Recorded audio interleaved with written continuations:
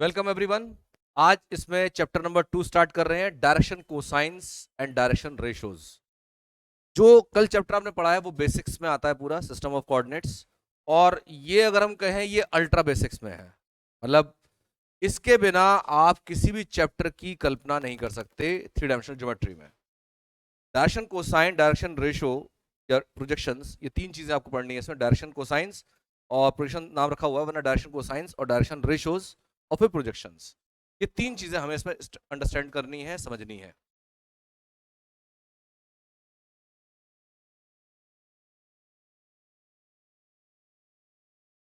पहले इसमें थोड़ा सा हम मैटर कर लेते हैं।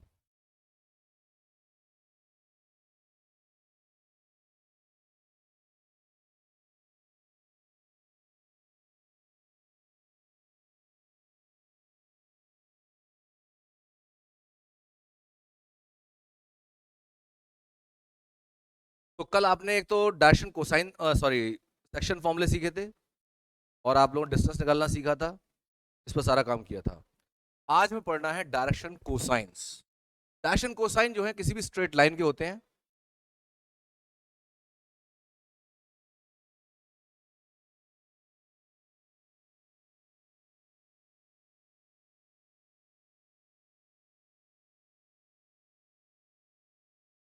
Direction cosines of a line. देखिए, डायरेक्शन कहते हैं दिशा को, दिशा, और कोसाइंस यानी कोज्या। तो जो दिशा बताए कोज्या वो कहलाती है दिक् कोज्या या डायरेक्शन कोसाइन। अब जैसे मान लीजिए अगर हम कोऑर्डिनेट एक्सिस की बात करें तो ये एक्स एक्सिस, ये वाई एक्सिस और ये जेड एक्सिस। मान लीजिए कोई लाइन है आपके पास ओपी। ये line OP x axis angle बनाती है, मान लीजिए अल्फा। वाई एक्सिस एंगल बनाती है मान लीजिए गामा, बीटा। और जेड एक्सिस एंगल बनाती है मान लीजिए गामा। तो इनके जो कोसाइंस हैं, cos alpha, cos beta, cos gamma, वो कहलाते हैं direction cosines of the line OP. If A line OP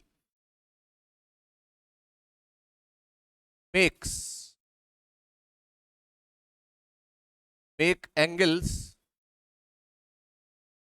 alpha, beta, gamma from the positive direction of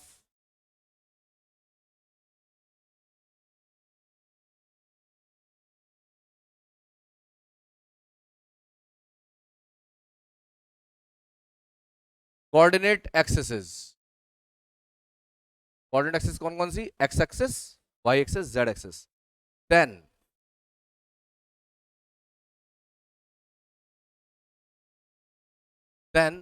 direction cosines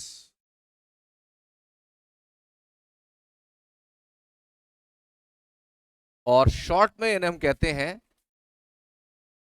direction cosines, DCs.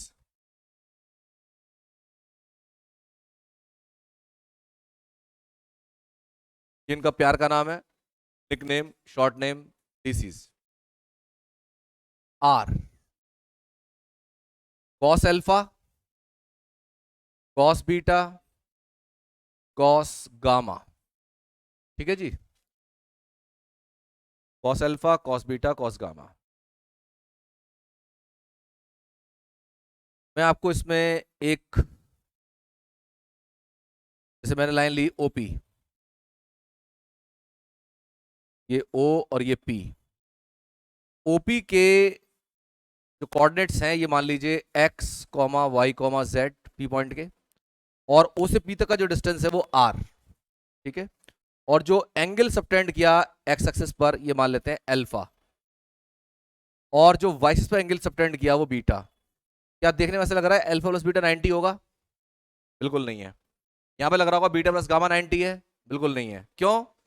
ये x axis से बाहर आ रही है, और ये जो लाइन ओपी है ये भी बाहर आएगी। इसने भी कोई नियम नहीं बनाया कि इस वाईजेड प्लेन में रहेगी, ये बाहर हो सकती है कोई भी लाइन। तो अब सोचो लाइन अगर बाहर है ये, तो इसका जो एंगल बन रहा है वाई एक्सिस के साथ और जो एंगल बन रहा है Z7, इनका सम 90 कैसे हो जाएगा? हाँ जी, यहां पर लाइन OX एक्स एक्सिस और ये लाइन OP, ओपी लाइन का जो एंगल बन रहा है Y7 और जो एंगल बन रहा है Z7, ये 90 कहां हो सकते हैं? कोई जरूरी नहीं है। तो ये तीनों एंगल अलग अलग हो सकते हैं, इनमें किन्हीं भी दो का सम 90 होना बिल्कुल भी कंपलसरी नहीं है, और हो भी सकता है। हम ये कह रहे नहीं होगा, ऐसा गलत है ना, तो कुछ भी हो सकता है, लेकिन जनरल में नहीं है। तो यहां पर ये अल्फा बीटा माने तो अल्फा प्लस बीटा 90 बिल्कुल नहीं है। तो ऐसे में मैंने यहां से परपेंडिकुलर ड्रॉप किया, इस डिस्टेंस को मैंने आर माना है, आर यानी कि डिस्टेंस ओपी। तो आप देखिए ये डिस्टेंस एक्स हो गया एक्स एक्सिस पर, वाई से लॉन्ग लेंगे तो यही वाई हो जाएगा। तो जरा यहां पर आप देखिए कॉस अल्फा का मान अगर निकाला जाए, कॉस अल्फा कितना आएगा इसमें? एक्स अपॉन आर, ठीक है। अगर इसी तरह से परपेंडिकुलर ये लाइन बाहर है, देखना यहां पर इस तरह से, इससे परपेंडिकुलर वाई एक्सिस डालूं तो यहां पर ये परपेंडिकुलर समझो ऐसा दिखाई देगा आपको। तो ये डिस्टेंस जो है वाई या इधर वाई कैसे भी कह लीजिए, परपेंडिकुलर डिस्टेंस जो वाई आएगी, तो कॉस बीटा कितना आएगा? Y upon r, cos beta y upon r, cos alpha आया एक्स अपॉन आर, और आपका कॉस गामा ये कितना? जेड अपॉन आर, ठीक है जी। अगर मैं इन तीनों का स्क्वायर का सम कर दूं, cos square alpha plus cos square beta plus cos square gamma, कितना आएगा? X square upon r square plus y square upon r square plus z square upon r square. कितना हो गया ये? X square plus y square plus z square upon r square. क्या बता सकते हैं कि ओ से पी तक का डिस्टेंस कितना होगा? तो अंडर रूट, तो ओपी स्क्वायर हो गया ये, और ये भी ओपी स्क्वायर है आर, यानी ऊपर भी आर स्क्वायर नीचे भी आर स्क्वायर, तो वन आ गया। यानी cos square alpha plus cos square beta plus cos square gamma one हो गया। ये हर लाइन के लिए है, कोई भी लाइन क्यों ना हो, ओपी कोई भी लाइन है यहां पर, तो किसी भी लाइन के अगर डायरेक्शन कोसाइंस आपके पास हैं तो उनके स्क्वायर्स का सम वन होता है, ठीक है। तो cos square alpha plus cos square beta plus cos square gamma is equal to one. ये ट्रू है for any line, always, always true for any line, any straight line, ठीक है। बात समझ आ रही है ये?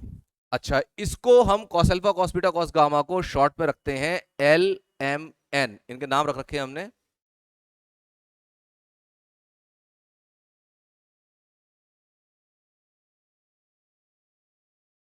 Usually we denote cos alpha, cos beta, cos gamma with L, M, N. Then L square plus M square plus N square should be 1. अगर देखो यहां ध्यान से पढ़ोगे, कंसेंट्रेट समझोगे तो समझ में आएगा। उसके बाद आप शिकायत करें घर जाके कि भाई समझ नहीं आया, पूरा ठीकरा आपके सिर पे है। जब मैं पढ़ा रहा हूं तो पूरा यहां यही ध्यान रहना चाहिए। मैं पढ़ा रहा हूं, आप कॉपी पलट रहे हो, पेज पलट रहे हो, उससे कुछ फायदा नहीं होने वाला। पूरा ध्यान यहाँ रहना चाहिए। आपस में बातें कर रहे हो उसका भी कोई फायदा नहीं है, पूरा ध्यान यहाँ। नहीं तो सब लोगों को एक एक सीट पर लगकर बैठाया जा सकता है, अगर कंसंट्रेशन दिक्कत आ रही है। कर सकते हैं ना इस काम को, तो पूरा ध्यान यही रखो, और कोई सवाल समझ नहीं आ रही उसे पूछिए आप हाथों हाथ। तो cos square alpha plus cos square beta cos square gamma 1 हमेशा होगा, तो l square plus m square plus n square 1 होगा। अच्छा, ये तो हुआ आपका डायरेक्शन कोसाइंस का। अगर हम बात करें कोई भी दो लाइन अगर पैरेलल है, पैरेलल का मतलब क्या है, जैसे एक लाइन तो ये हो गई और एक लाइन ये हो गई, ठीक है। इसके पैरेलल एक लाइन मेरी फिंगर दिखा रखी है मैंने, ये लाइन, दोनों लाइन पैरेलल है। अब ये लाइन जो एंगल बना रही है एक्स एक्सिस के साथ, वही एंगल बनाएगी इसके साथ, सेम एंगल। जो एंगल ये लाइन बना रही है वाई के साथ, वो एंगल ये बनाएगी वाई के साथ, और जो एंगल ये बनाएगी जेड के साथ, वो एंगल ये बनाएगी। यानी दो लाइन अगर पैरेलल हैं तो उनके डायरेक्शन कोसाइंस इक्वल होंगे। अगर दो लाइन पैरेलल हैं तो उनके डायरेक्शन कोसाइंस हमेशा इक्वल हो जाएंगे। ठीक है, क्लियर बात। और एक लाइन के एक ही डायरेक्शन कोसाइन होते हैं। अगर एक लाइन है आपके पास, उसके डायरेक्शन कोसाइन यूनिक हैं।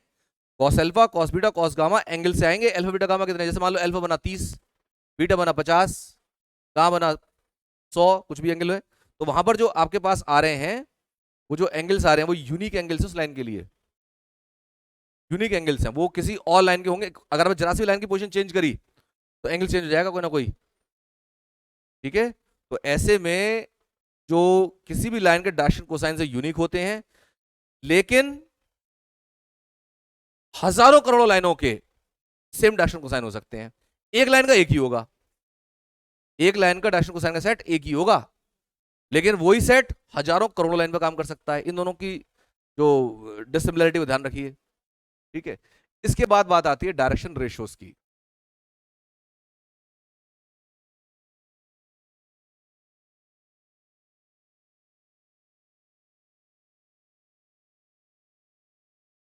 डायरेक्शन रेशियो, जैसे हमारे डायरेक्शन कोसाइन है ना, उसी का एक मैथमेटिकल एडवेंचर है, या कहिए एक उसका एडवांस फॉर्म है डायरेक्शन रेशियोज। एडवांस क्यों कह रहा हूं, क्योंकि इससे कैलकुलेशन थोड़ी आसान हो जाती है।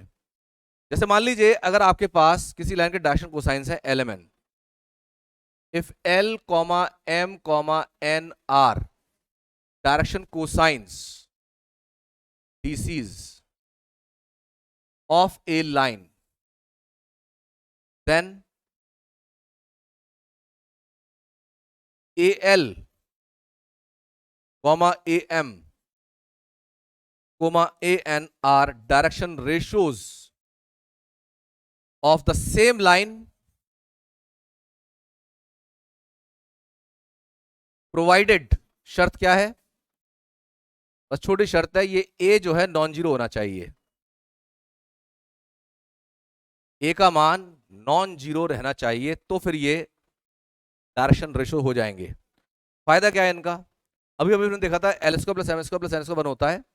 अगर आपको पहले तो ये पहचान करनी हो कि भाई डायरेक्शन कोसाइन है डायरेक्शन रेशियो। अगर मान लो मैं आपको सेट दे दूं 1,2,3, मैं पूछूं बताओ ये डायरेक्शन कोसाइन है किसी लाइन के डायरेक्शन रेशियो है?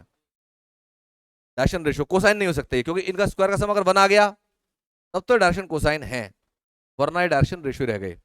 चलो 1/√2, 0, 1/√2, बताइए ये डायरेक्शन कोसाइन है, क्योंकि स्क्वायर का सम करेंगे 1/2 प्लस 0 प्लस 1/2, 1 आ गया, तो ये डायरेक्शन कोसाइन है। 1/√3 माइनस 1/√3 और 1/√3, अगर इनका स्क्वायर का सम किया गया तो भी 1 आ जाएगा, तो ये भी डायरेक्शन कोसाइन है। तो डायरेक्शन कोसाइन की पहचान बड़ी सिंपल है, तीनों का स्क्वायर का सम करो, और अगर वो 1 आ गया तो direction cosine, otherwise direction ratio. Yes, बिल्कुल हो सकते हैं, ये डायरेक्शन रेशियो भी है, लेकिन डायरेक्शन कोसाइन होना एक स्पेशल फीचर है कि स्क्वायर का सम 1 भी आएगा। ठीक, तो डायरेक्शन रेशियो से बात हुई। तो डायरेक्शन रेशियो में क्या होता है, कैलकुलेशन हेल्प करते हैं। जैसे मान लीजिए ये एक लाइन है जिसके डायरेक्शन रेशियोज हमारे पास, कोसाइंस हमारे पास है, तो √3 की वैल्यू निकालोगे, 1 को उससे डिवाइड करोगे तो काफी कॉम्प्लिकेटेड वैल्यू आने वाली है, कैलकुलेशन के पर्पज में नहीं है। लेकिन अगर मैं इसी को √3 से मल्टीप्लाई कर दूं तो बड़ा ही सुगम बन गया, ये बहुत ही आसान लगेगा करना। इसकी कैलकुलेशन उसकी कैलकुलेशन जमीन और आसमान का अंतर है। तो डायरेक्शन रेशियो है ना ये, मैं कब कह रहा हूं कोसाइन है, ये कोसाइन है, ये रेशियोज है। ए की मल्टीप्लाई कर दी, √3 की मल्टीप्लाई कर दी मैंने पूरे में, तो √3 की मल्टीप्लाई करने के बाद जो नंबर आए मेरे पास, ये काफी इजी है। नींद तो नहीं आ रही ना, पक्का? चलो,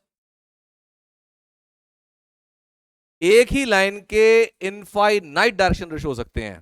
जितने आपके आर में मेंबर्स है ना, उतने मेंबर हो सकते हैं। जीरो तो नहीं लेना बस, भाई कुछ भी लीजिए। तो एक ही लाइन के इनफाइनाइट डायरेक्शन रेशियो हो सकते हैं। ठीक है, अब मान लो आपको डायरेक्शन रेशियो दिए हो, डायरेक्शन कोसाइन निकालने के लिए कह दे, डायरेक्शन रेशियोज हैं आपके पास और डायरेक्शन कोसाइन बता दे, तो डीसीज फ्रॉम डीआरस, क्वेश्चन आता है इस तरह का। मान लीजिए आपको दिए direction ratios, let a comma b comma c be direction ratios of a line, then its direction cosines are a upon, तीनों का स्क्वायर का सम करो, अंडर रूट लो और डिवाइड करो, तो a upon square root of a square plus B square plus C square, b upon square root of a square plus B square plus C square, तो c upon under root of a square plus B square plus C square. समझ में आ रही बात? तो ये direction cosine निकालने का तरीका हो गया हमारा। इनका स्क्वायर का सम करके देख लो, 1 आएगा। स्क्वायर करोगे नीचे सेम हो गया सबके, और सम करोगे तो A square plus B square plus C square, और नीचे भी यही होगा, 1 आएगा। तो डायरेक्शन कोसाइन से डायरेक्शन रेशियो निकाले जा सकते हैं। इसके अलावा अगर आपको कोई लाइन सेगमेंट दिया है और उस पर 2 पॉइंट दे रखे हैं ए और बी, और ए और बी के कोऑर्डिनेट्स हमें मालूम है x1 y1 z1 और x2 y2 और z2, तो इसके डायरेक्शन रेशियो निकाल सकते हैं हम। Then direction ratios of A B are x2 minus x1 comma y2 minus y1 comma z2 minus z1। ठीक है, ये आपके डायरेक्शन रेशियो आ जाएंगे। और ऐसा नहीं इसमें से माइनस करना, आप इसमें से माइनस कर लो, क्योंकि अगर मान लीजिए 1 2 3 किसी लाइन के डायरेक्शन रेशियोज हैं तो -1 -2 -3 भी उसके डायरेक्शन रेशियोज हैं, माइनस से मल्टीप्लाई कर दिया। तो यहां पर आप डायरेक्शन निकालने के लिए चाहे इसमें से इसको माइनस करो चाहे इसमें से इसे, लेकिन अगर x2 में से x1 माइनस करा है तो फिर y2 में से y1 z2 में से z1 माइनस करना है। अगर आपने x1 माइनस x2 करा है तो y1 माइनस y2 और z1 z2 करो, सिंपल। तो ये डायरेक्शन कोसाइंस भी निकाले जा सकते हैं इससे, भाई अगर रेशियो आ गए कोसाइन निकाल सकते हो। इसके बाद आ जाइए angle between two lines. Angle between lines,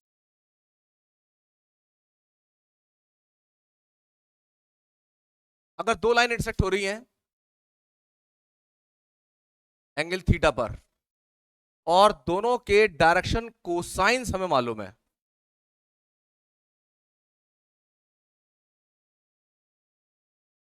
अच्छा डायरेक्शन कोसाइंस हो चाहे डायरेक्शन रेशियोज हो, हम उनको कभी भी ब्रैकेट में बंद नहीं करते हैं। इस तरह से ब्रैकेट बंद नहीं करना, वो वरना पॉइंट का आभास देने लगते हैं।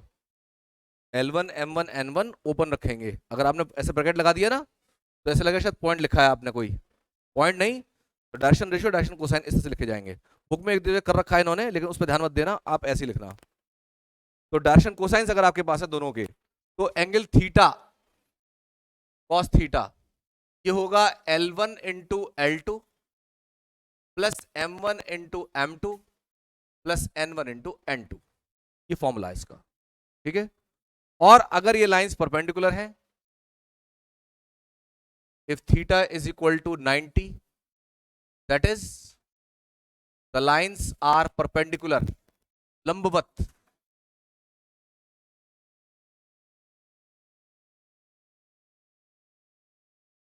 अगर लाइंस परपेंडिकुलर हैं तो आपका थीटा 90 को cos 90 जीरो हो गया, तो यानी ये सम जीरो हो जाना चाहिए।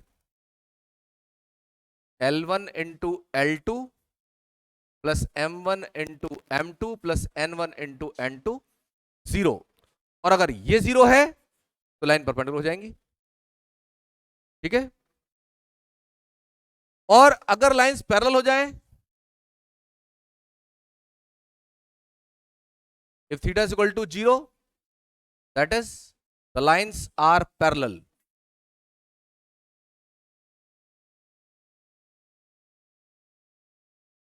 अगर दोनों लाइंस पैरेलल हैं तो उस समय L1 upon L2, M1 upon M2 और N1 अपॉन N2 इन तीनों के मान आपस में प्रोपोर्शनेट होंगे।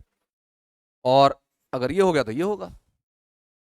ठीक है, ये दोनों चीजें तब हैं जब आपके पास, तीनों चीजें तब हैं जब आपके पास डायरेक्शन कोसाइंस मालूम है। कई बार डायरेक्शन रेशो होते हैं, एक तरीका तो ये हम डायरेक्शन कोसाइन में कन्वर्ट कर लें, लेकिन उसके अलावा भी हमारे पास दूसरा तरीका है।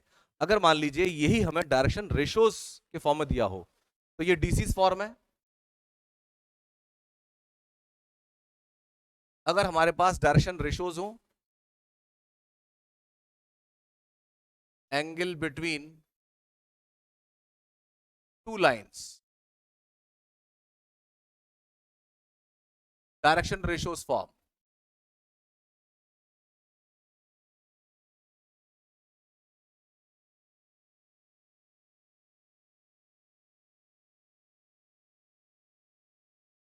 एंगल थीटा,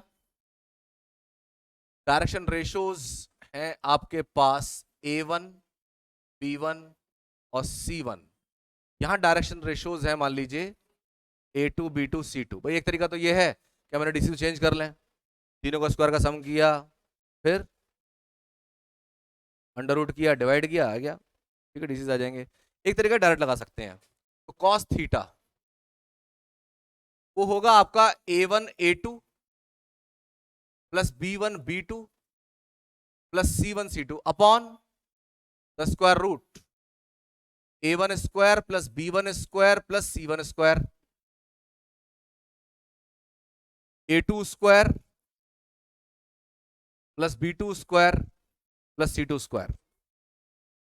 सेम फॉर्मूला, अगर पीछे वाले ध्यान दे रहे हो आप तो, क्योंकि A1 अपॉन A2 करा आपने, ठीक है ना, अलग करोगे ना इन्हें, तो देखो ऐसे लिखोगे,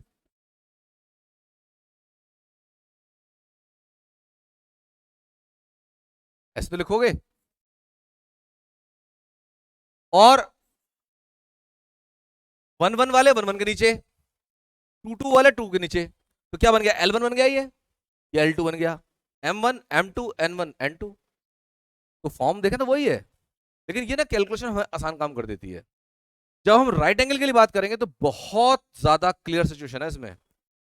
अगर थीटा 90 हो तो कॉस थीटा 0 होगा, तो उस समय आपका A1 A2, B1 B2 और C1 C2 का सम 0 होगा, और ये सम 0 है तो थीटा 90 होगा, ये लाइंस परपेंडिकुलर होंगी।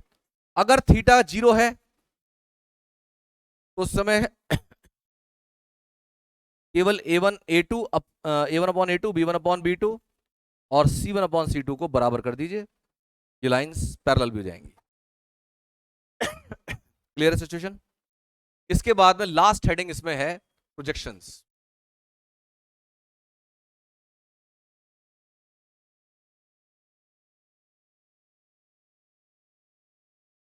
प्रोजेक्शन का मतलब है, जैसे मान लीजिए किसी पॉइंट का प्रोजेक्शन देखें किसी लाइन में, तो वो एक पॉइंट के रूप में आएगा, इसकी छाया देख रहे हैं इसमें।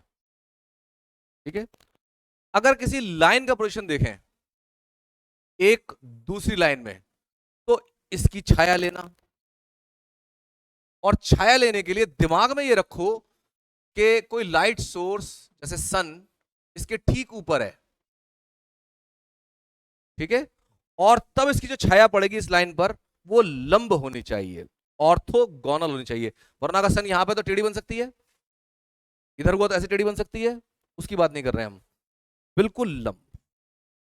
तो ये जो प्रोजेक्शन है इसकी बात हम कर रहे हैं। तो मान लीजिए लाइन है हमारे पास ए बी, लाइन सेगमेंट, और ये लाइन कोई सी डी, मैं इसको यहां नहीं बना रहा हूं, लाइन सी डी कहीं भी हो सकती है, सी और डी पॉइंट। तो अगर मान लीजिए हमें प्रोजेक्शन चाहिए, projection of line A B over any line C D, तो प्रोजेक्शन ऑफ लाइन सेगमेंट, चल लाइन सेगमेंट में लाइन में क्या अंतर होता है, वैसे तो हम लोग क्लास 9 में पढ़ते हैं इस चीज को, 8 तो पढ़ते हैं। लाइन तो इनफाइनाइट होती है, दोनों तरफ इनफाइनाइट, और लाइन सेगमेंट टुकड़ा, और इनके बीच की चीज होती है एक रे। रे में क्या होता है, सोर्स होगा जहां से निकल रही है, लेकिन आगे ये कितनी दूर जा सकती है, इन्फिनिटी तक। जैसे हम कहें पॉजिटिव रियल नंबर्स, तो वो एक रे फॉर्म करते हैं। तो रे, लाइन सेगमेंट और लाइन, दो तीन चीज हो गई। आप लाइन सेगमेंट पढ़ रहे हैं, तो projection of a line segment A be on another line, on another line, अब ये लाइन लूंगा, लाइन सेगमेंट नहीं,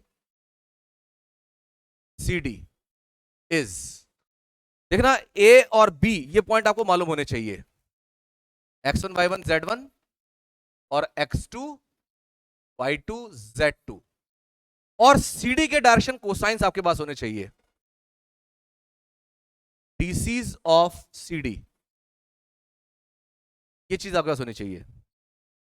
तब उस समय प्रोजेक्शन लिखा जा सकता है इसका x2 minus x1 into L, y2 minus y1 into N, z2 minus z1 into N.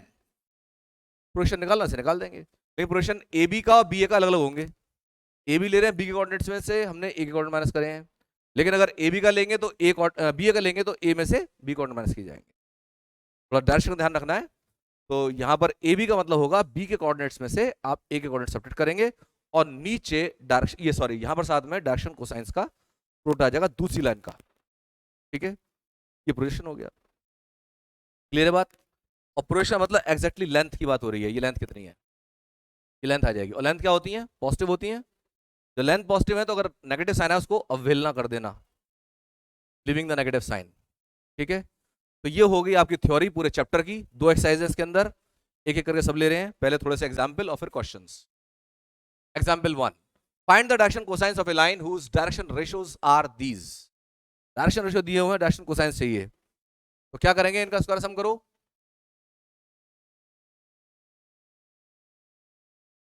Square root of 2 square plus 3 square plus minus 6 का स्क्वायर, कितना आया, 4 और 9 और 36, कितना हो गया 49 यानी 7। तो ये 7 आ रहा है।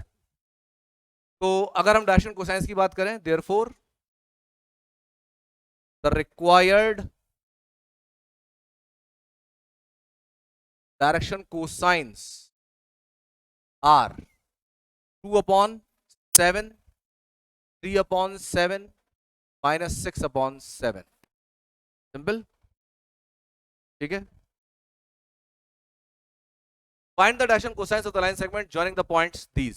दो पॉइंट दे दिए, पहले आप डायरेक्शन रेशियो निकालेंगे P और Q। P दे दिया -2, 1 और -8, 4, 3, -5। पहले निकालेंगे direction ratios of PQ,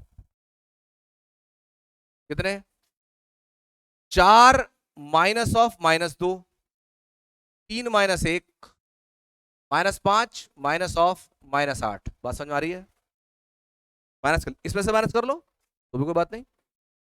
that is 6, 2 और 3, यही आएगा, 4 2 6, 3 -1 2, -5 प्लस 8 3, ये आगे direction ratios. Therefore direction cosines of the line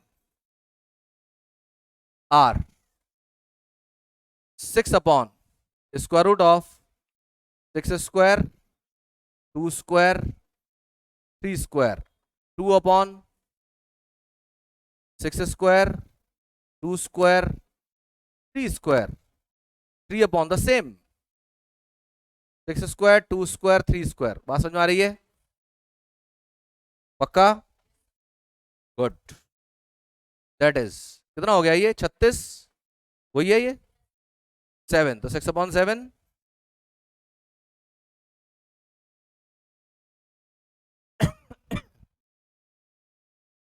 if PQ are 4 points, find the projection of PQ on RS.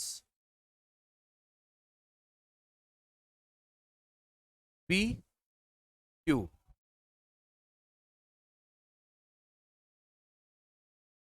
RS, तो क्या क्या चाहिए, P और Q दे दिया आपको, RS के डायरेक्शन कोसाइंस चाहिए, तो पहले चाहिए डायरेक्शन रेशियोज। तो डायरेक्शन रेशियोज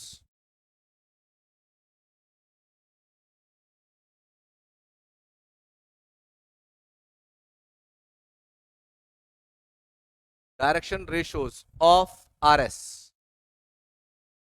बता दो। 3 - 0, किसी में से भी किसी को माइनस कर दो, कोई फर्क नहीं है। 3 - 0, -4 -2, 7 -5, डायरेक्शन रेशियो आ गए। 3 - 0, -4 -2, 7 -5। अब पूरा फ्रेम बना के लिख दो जैसे लिखे थे पीछे। देयरफॉर डीसीज ऑफ RS कितने? 3/3 का स्क्वायर 9,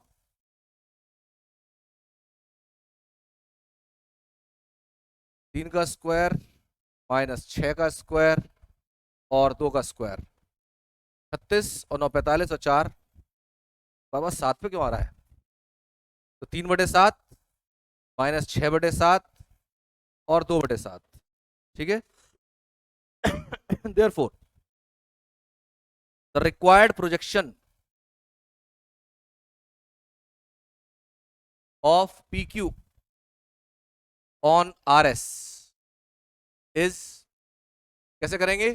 x2 - x1, तो 5 - 6, 5 - 6 into 3/7 plus 1 - 3, 1 - 3 into -6/7 plus 4 - 2 into 2/7। क्यों? यही तो आ रहा था। 5 -7 -2, यही हो जाना चाहिए था माइनस। डायरेक्शन से RS करें ना हमने। अब कैसे अच्छा ऐसे लिए थे हमने, -4 -2, ये तो प्लस के रहेगा, वैसी बरगला रही है, ये रहेगा। और कहाँ कह रहे थे माइनस साइन? यहां पर कहीं सही लग रहा है ये। 5 -6, 1 -3, 4 -2, 3/7, 3/7 -6/7, 2/7, तो 7 तो ले लो LCM। 5 -6 -1 -3, -2, -6 +12 और 2 दूनी 4, तो 12 और 4 16, -3 13, 13/7 क्या जाता है। Next exercise, find the DCs of a line whose direction cosines are these. कर लेंगे इसे, डायरेक्शन रेशियोज आर दीज, ठीक है। Do as in example and of course yourself. Exam में अगर कोई लिख के आ गया ना इस आंसर को, सोच सकते हो क्या दुर्गति होगी, हैं? ये मेथड करेक्ट है। अब आपने कैसे निकाला आई डोंट नो, कैसे आपको दिया हुआ था वहां पे, आपने निकाला होगा वेक्टर फॉर्म से, तो वेक्टर फॉर्म ही तो चल रही है ये। अगर आप डायरेक्शंस की बात कर रहे हैं तो वेक्टर फॉर्म कहीं ना कहीं काम में आ रही है। यहाँ पर हमारी जो ज्योमेट्री चल रही है ये आपकी कोऑर्डिनेट ज्योमेट्री है, कोऑर्डिनेट मतलब 3 कोऑर्डिनेट्स में। तो जो आपने पढ़ी है 12th क्लास में वो आपकी वेक्टर से आई है, तो चीजें घूम फिर के वहीं आनी लौट के। Find the direction cosines of the line which is equally inclined to the axis. एक ऐसी लाइन जो इक्वली इंक्लाइंड है एक्सिस से। तो यहां पर अगर मान लीजिए आप कहते हैं कोई भी line alpha beta gamma angle बनाती है तो तीनों एंगल्स इक्वल हो जाएंगे, ठीक है। तो given the line is equally inclined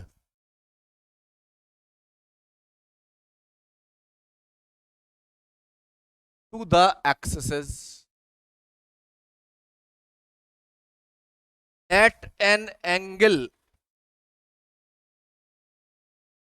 alpha, ठीक है जी। तो अगर इनके इंक्लिनेशन तीनों अल्फा हो गए तो इसका मतलब cos square alpha plus cos square alpha plus cos square alpha is equal to 1। समझ में आ रही बात? जो ये लाइन ओपी ली, X axis, Y axis, Z axis, जितना एंगल वाई एक्सिस से बनाया उतना एंगल एक्स एक्सिस से बनाया उतना एंगल जेड एक्सिस से बनाया। तो cos square alpha plus cos square beta plus cos square 1 होता है। यहां पर इन तीनों स्क्वायर सम 1 हो जाएगा, यानी 3 cos square alpha is equal to 1, यानी cos square alpha is equal to 1/3, यानी cos alpha is equal to plus minus 1/√3। बस ये आ गया, फाइंड डायरेक्शन कोसाइंस आ गई है। That is required DCs are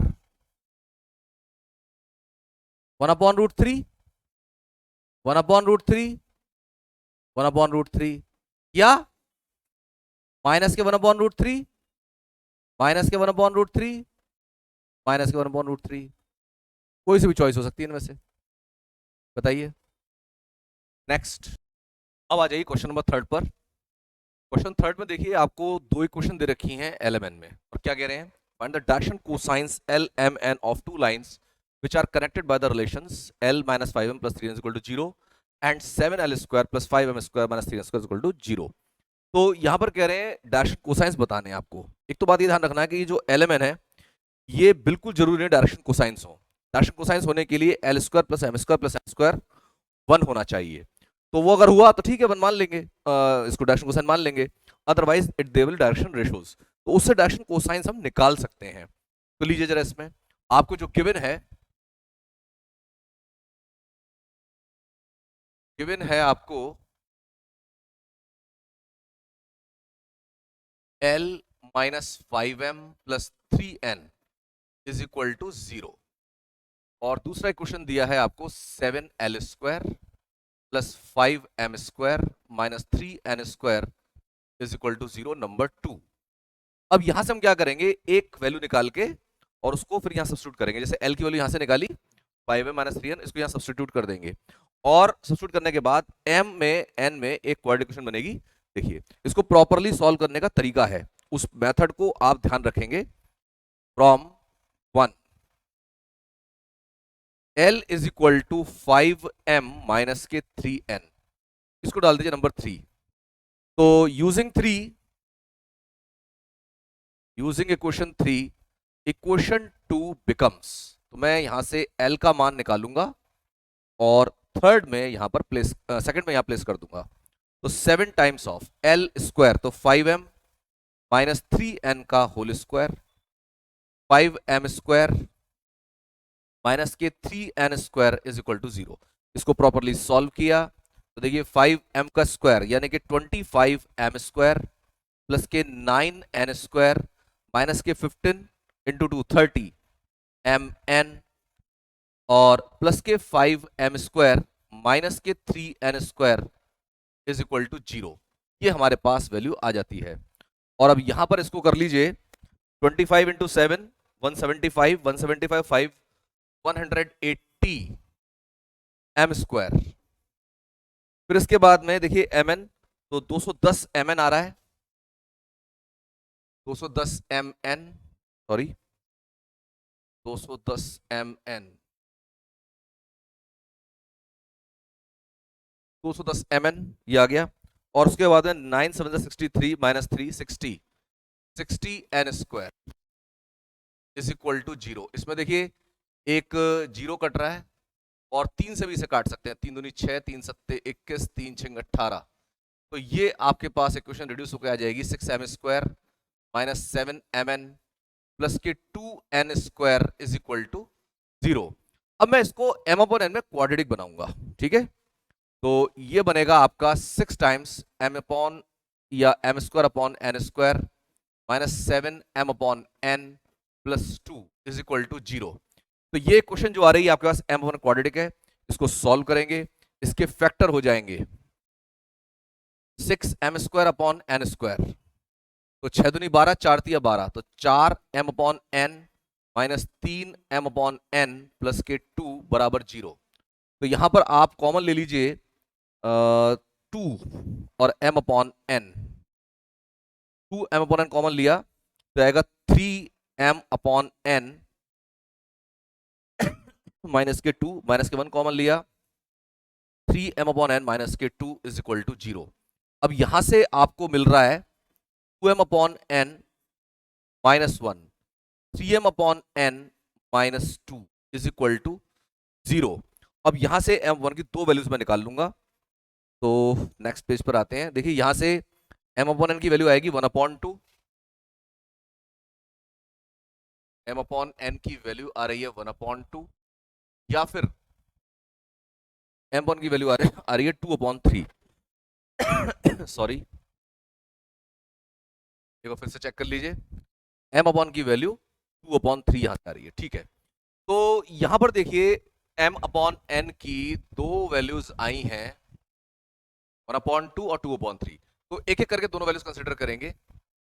जब m/n का मान है 1/2, तो आप देखिए एक इक्वेशन है हमारे पास एलिमेंट में, सिंगल इक्वेशन, इन दोनों में से इसको चूज करना, क्योंकि यहां पर एक क्वाड्रेटिक है, इससे आपकी जो वैल्यूज आएंगी वो इसको सेटिस्फाई करेंगी। लेकिन इससे अगर दो वैल्यू आई तो वो हो सकता है कि इसको एक ही, मतलब हो सकता है कि एक ही वैल्यू सेटिस्फाई करेगी, लीनियर इक्वेशन है ये। तो यहां पर मैं m/n निकालने के लिए मैं इसको पहले n से डिवाइड कर रहा हूं, इक्वेशन नंबर 1 को। तो इसको मैंने n से डिवाइड करा, तो ये बनेगा आपका l/n 5m/n और प्लस 3 फ्रॉम 1। ये आपका था l/n माइनस के 5m/n plus 3 is equal to 0। जरा चेक कर लूं मैं इसको, 5m/n और ये l/n 3 अलग रह जाएगा, ये हमारे पास। तो अब देखिए m1 की वैल्यू 1/2 यहाँ प्लेस कर सकते हैं। इसको नंबर मैं दे देता हूं, चलिए इसको 4 नंबर शायद हमने दिया है, पीछे 3 दिया है, 4 दे देते हैं, तो नंबर 4 दे देंगे। और अब चौथी इक्वेशन में m/n का मान 1/2 रखते हैं, तो put m/n is equal to 1/2 in 4।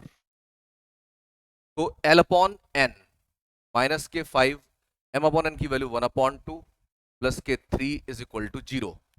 तो 3 और ये 2.5, 5/2 2.5, 3 में से 2.5 गया आधा, और वो भी प्लस का, उधर जाकर के माइनस का, तो l/n is equal to minus के हाफ, ये हमारे पास। अब देखो l/n की वैल्यू आई है माइनस के 1/2, m/n की वैल्यू आई है 1/2। तो यहां से अगर मैं देखूं m/n, ये मुझे मिला है 1/2, तो मैं चाहूंगा इधर भी जो n है ना वो 2 के फॉर्मेट में आ जाए। तो यहां पर जब आप लिखेंगे l/n, तो ये होगा -1/2। ध्यान से देख लीजिए किस तरह से मैंने चेंज किया है, n की जगह जहां 2 है तो इधर दोनों जगह सेम आ गया, और एक वैल्यू हमेशा सेम आ जाएगी।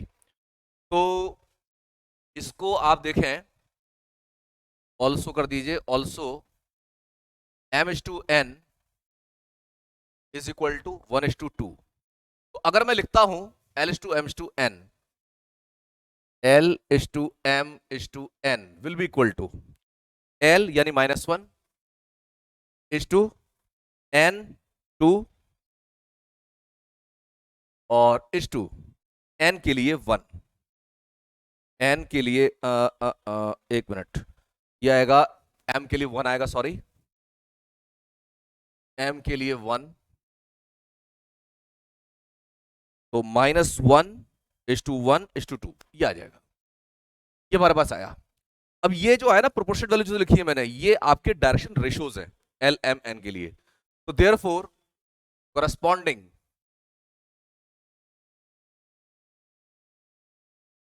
डायरेक्शन कोसाइंस आर -1 का स्क्वायर 1, 1/2 और 4 6, तो माइनस के 1/√6 प्लस के 1/√6 और 2/√6।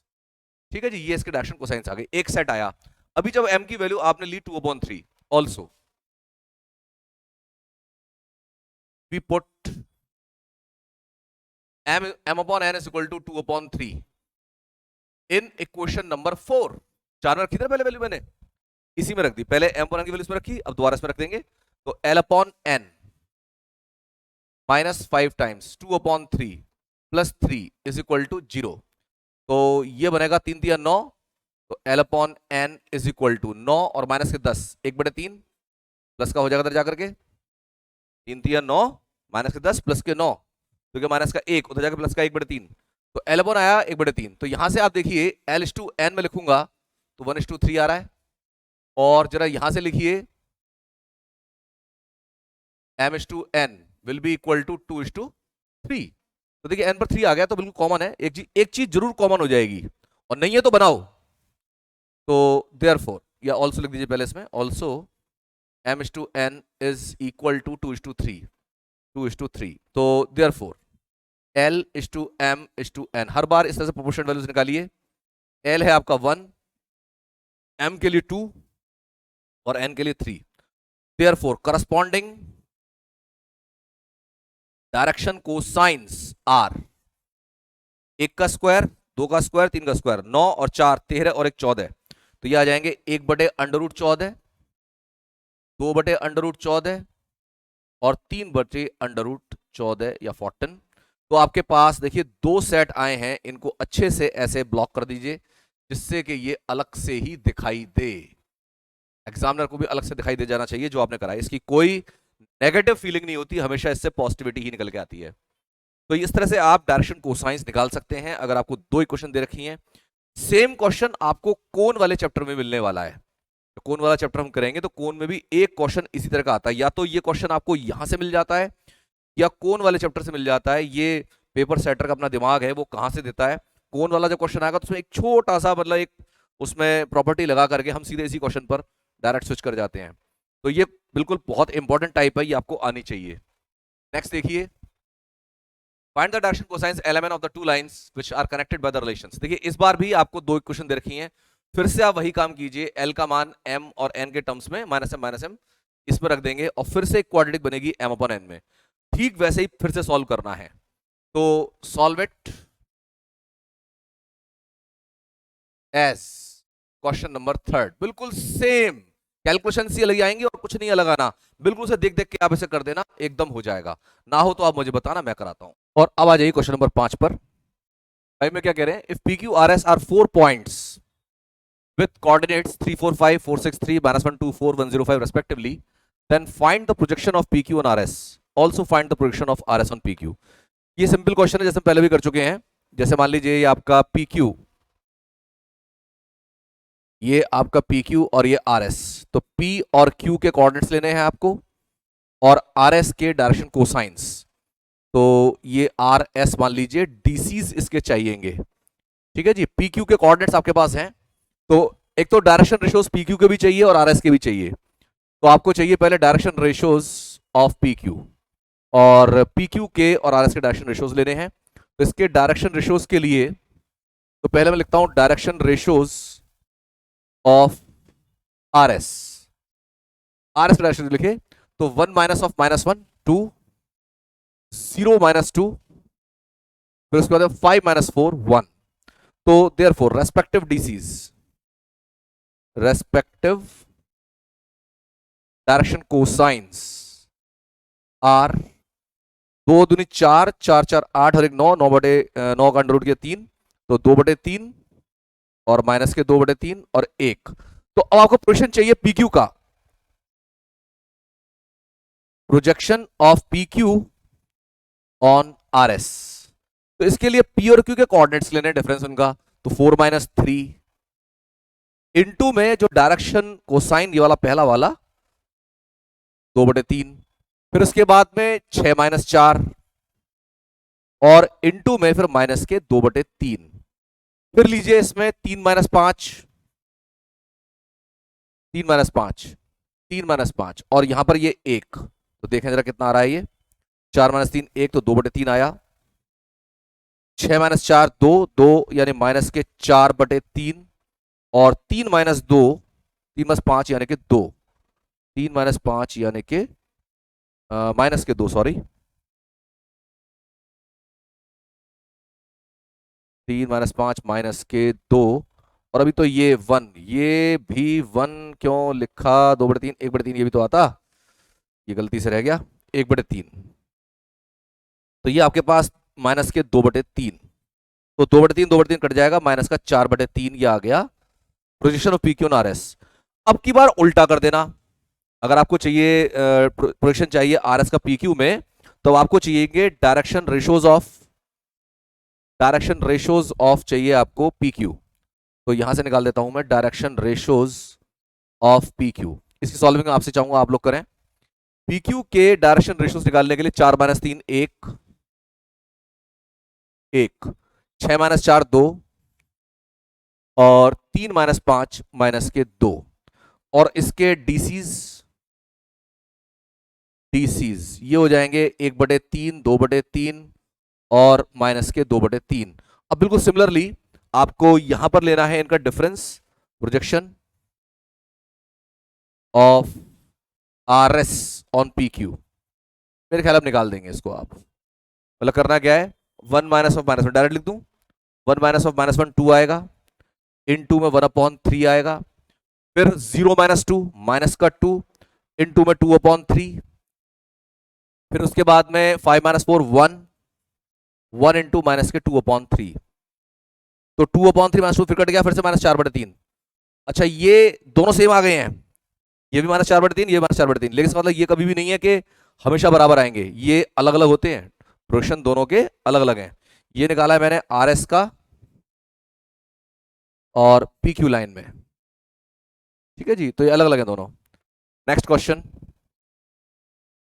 Prove that sine square alpha plus sine square beta plus sine square gamma is equal to 2। तो सिंस या we have according to the question, according to the question में क्या कहा गया है जी, आपसे कहा गया है कि अल्फा बीटा गामा ये तीनों वो एंगल हैं जो लाइन बनाती है X axis Y axis Z साथ, और कहा है गिवन लाइन। अब लाइन कहीं दिखाई दे रही है क्या, लाइन कहीं दिखाई नहीं दे रही, लेकिन यहां पर जो गिवन लाइन का सेंस है वो केवल डायरेक्शन को शो कर रहे हैं कि जो लाइन आपको दी हुई है वो लाइन एंगल बनाती है alpha beta gamma with the coordinate axis. तो according to the question, cos alpha cos beta cos gamma are direction cosines of the line of the given line, ठीक। तो इसका मतलब cos square alpha plus cos square beta plus cos square gamma is equal to 1, और इसको जरा change करेंगे, 1 minus sine square alpha 1 minus sine square beta और 1 minus sine square gamma is equal to 1। अब आप ये sine square alpha sine square beta sine square gamma इकट्ठा कर लो, तो ये हो गया 3 माइनस साइन स्क्वायर अल्फा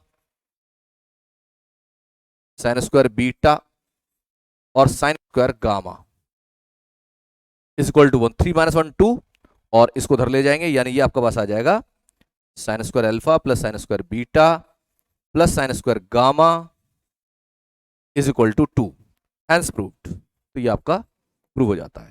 तो यहां पर आपकी एक्सरसाइज फिनिश हो जाती है। इसके बाद हम स्टार्ट करेंगे एक्सरसाइज नंबर 2। ओके।